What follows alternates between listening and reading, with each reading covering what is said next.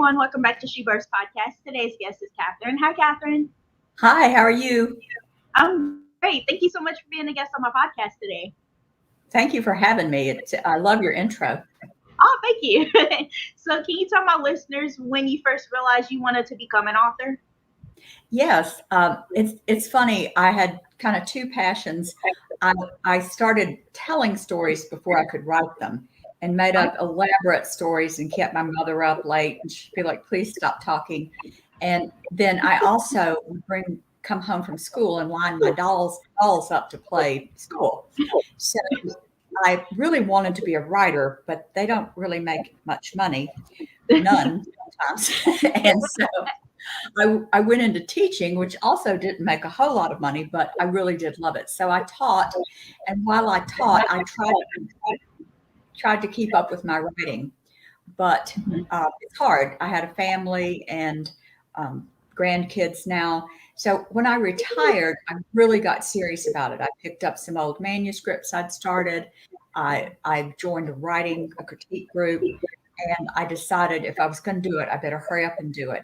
So the stars aligned, and I was able to actually get to the computer and do it.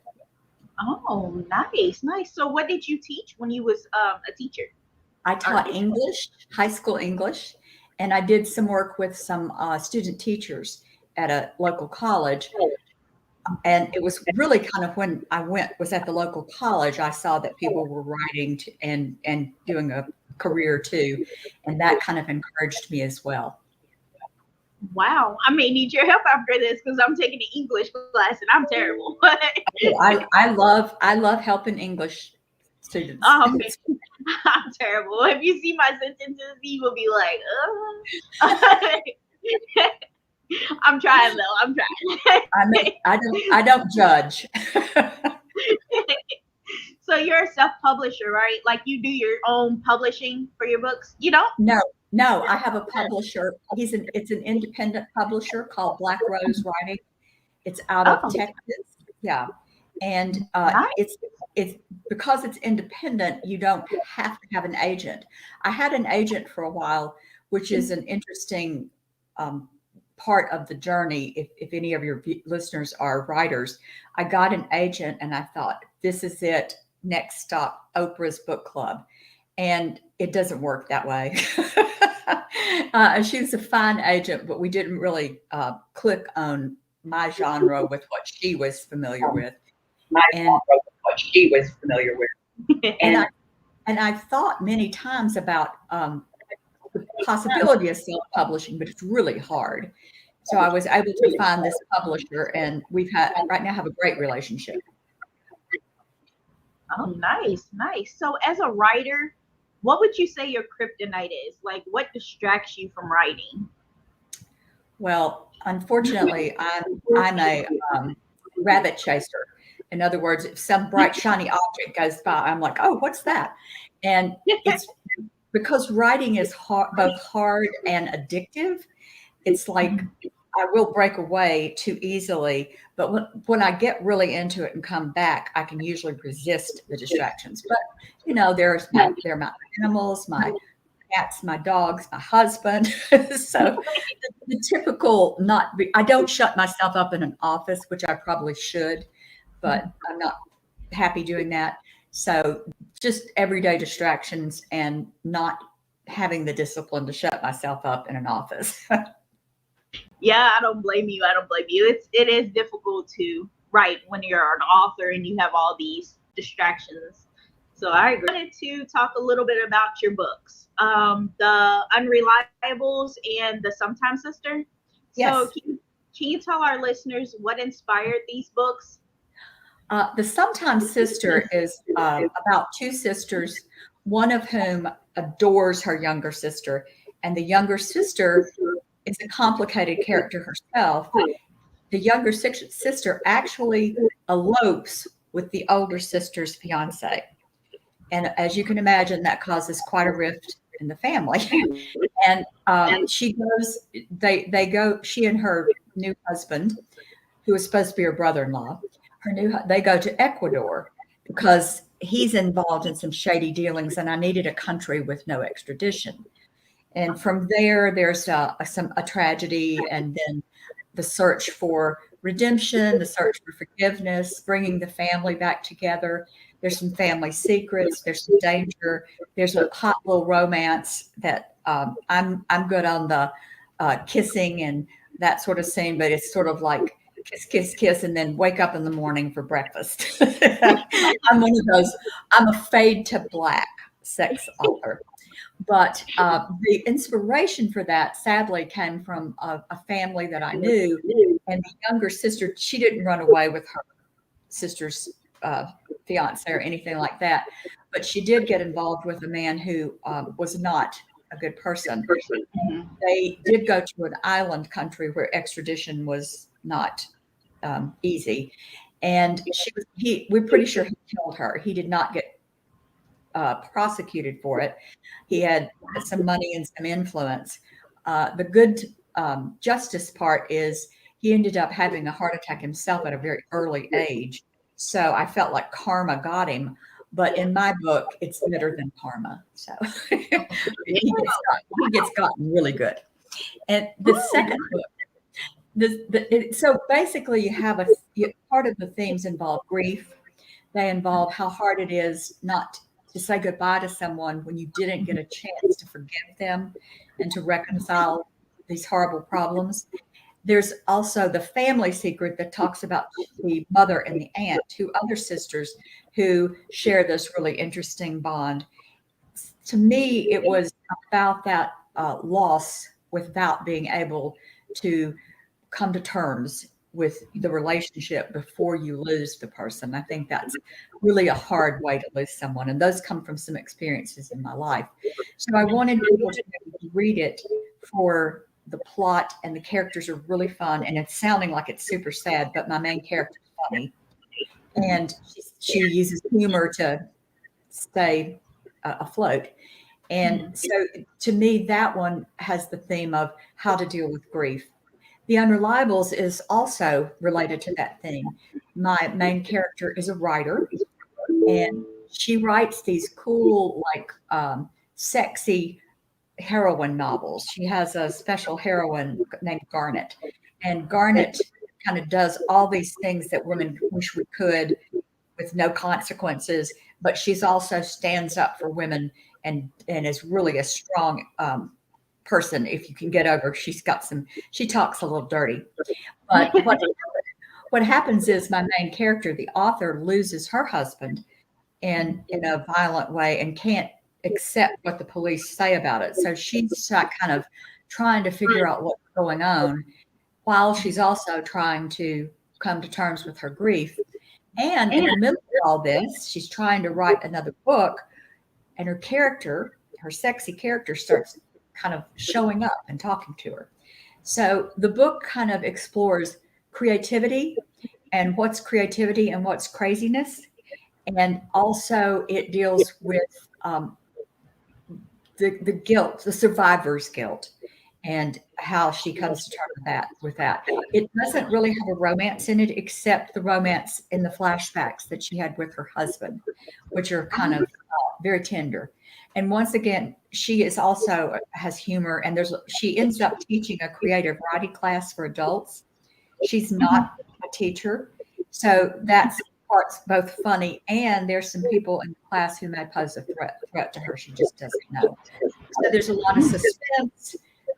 There's the theme of coming to terms with grief. There's humor, and I would say experiences in my own life probably inspired it, and definitely the teaching part, because teaching writing is a huge challenge, but it can be so rewarding. And the fact that I sometimes talk to my characters, and I don't think I'm crazy, but other people might. So I kind of explore that thing about, how much crazy is too much crazy. And for me, I don't know that there is too much crazy, but for the book, we come to some terms in that. So they're both good reads. I think of them like beach reads, but with some meat to them. The themes are relatively heavy. The pacing is easy. So Yeah, they sound like really great books. What was your hardest scene to write in those books? Um, it's very interesting because once you get going with it, the characters really do sort of take over.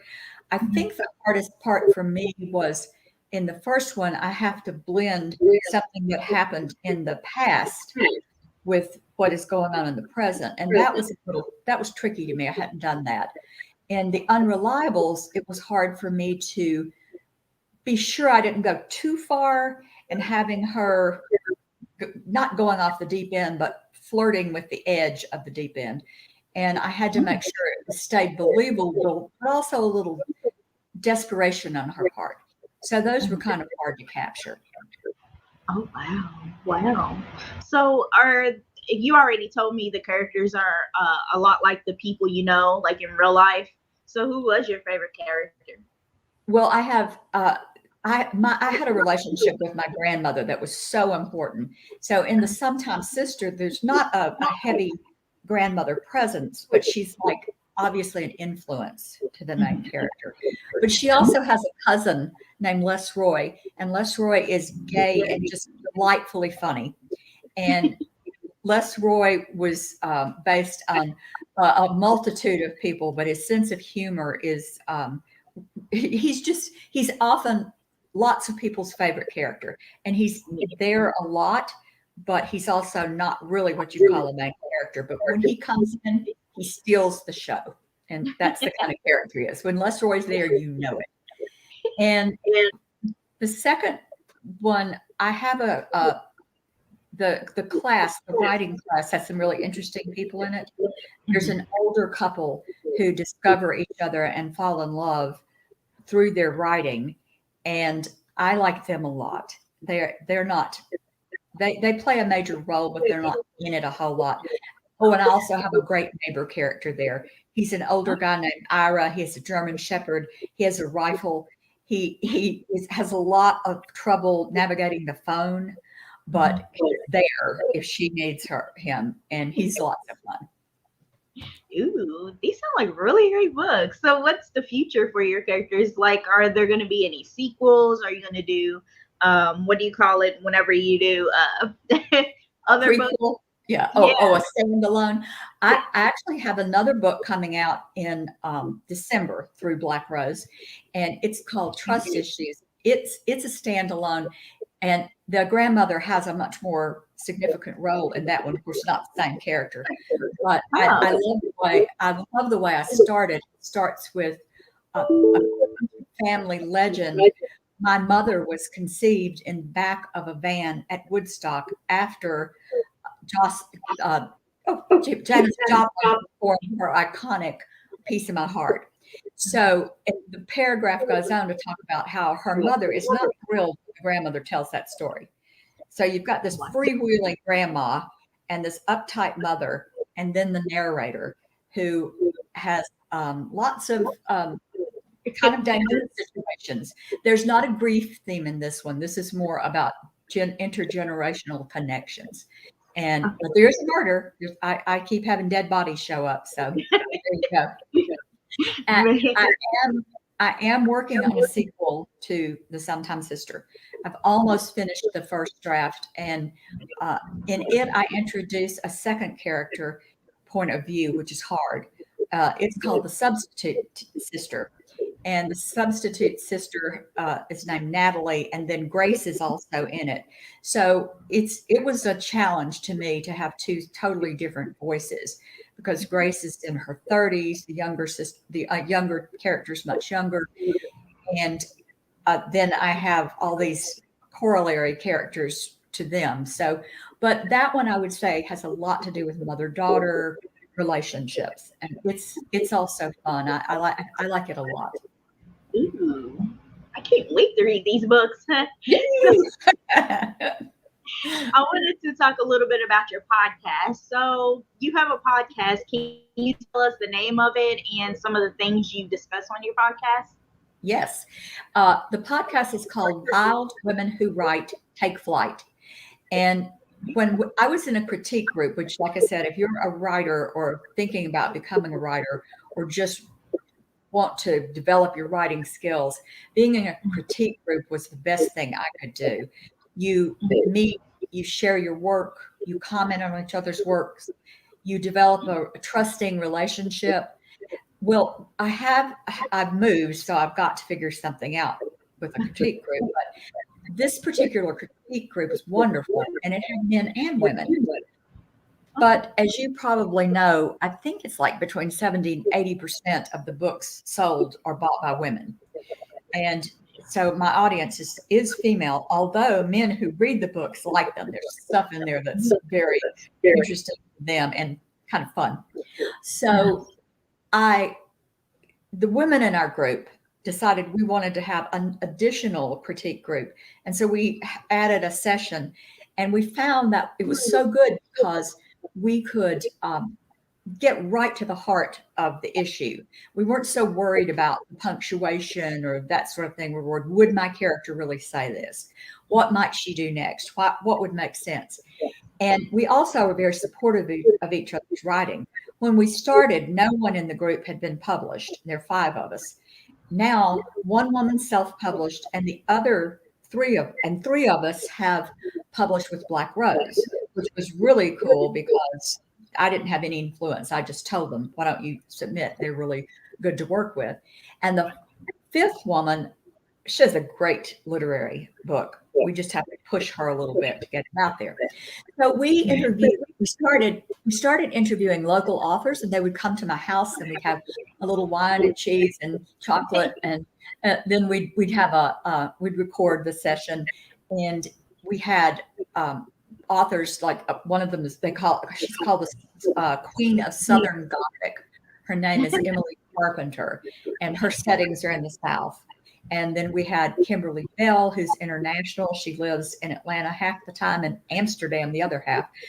And all of these other wonderful authors that came to my house. It was so fun. Then the pandemic kind of derailed us for a bit, and we started using Zoom. Now we do whichever the author is comfortable with, depending on, of course, where they live, because we've had people in California, in New York. We are looking at some authors in New Zealand. I mean, it's been so fun because we talk about things that writers might be interested in. One of our best episodes to me, we had a husband of one of the group members who is a counselor. And in my book, The Unreliables, I have a not very trustworthy psychiatrist.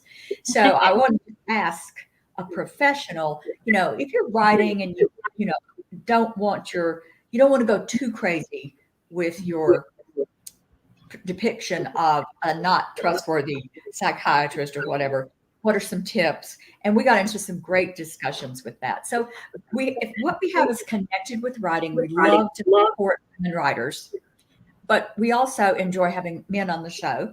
We're going to have one who's been the head of the critique group, and he's been president of the Atlanta Writers Club and is like an emeritus forever and ever person now because he did such a great job with it.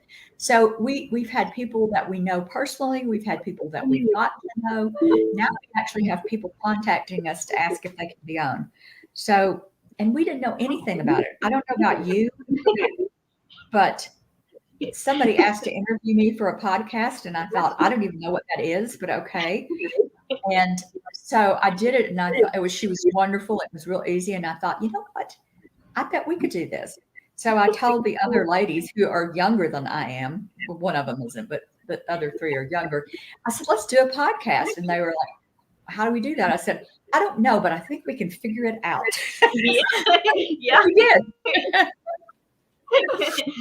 That's cool. I'll have to take a listen to that. So it's on your website that I've linked below your podcast. It's on the website. Yes. Okay. Yeah. So I want to thank you so much, Kathy, for coming on my podcast today and chatting with me. This has been fun. Thank you. You have a great day. Thank you. Bye-bye. Bye. Hey, everyone. I want to thank you all so much for listening to my interview with Kathy. So sorry I look so terrible right now. My dog had a seizure, so I'm kind of like, but I want to thank you all so much for listening to my podcast and listen to my interview with Kathy. If you would like to view her books or purchase her books, her website I've linked below. It's Kathy /Nichols .com, and you can go on there and view her podcast and her website and everything else she has on her website. I want to thank y'all so much for listening. I hope y'all have a great day. Make great choices. Bye-bye.